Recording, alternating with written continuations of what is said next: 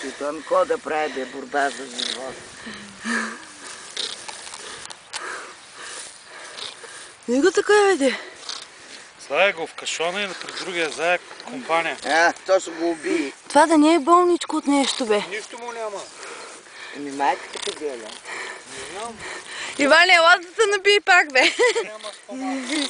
Виж как се каже. Ей, хапи! Ще го пусна в Фейсбука. Хапи! Капи, да.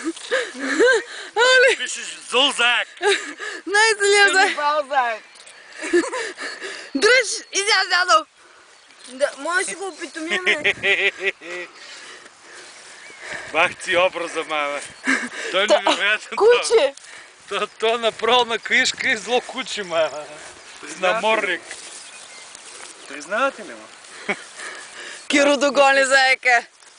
Че майтап си правиш то. И аз, бе.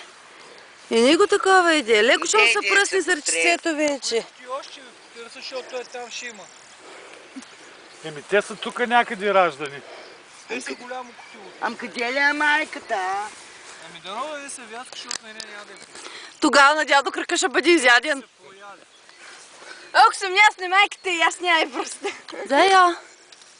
Елата вида, бе, Зайо. Бах ти бойния заек, аз пък не знаех, че са такива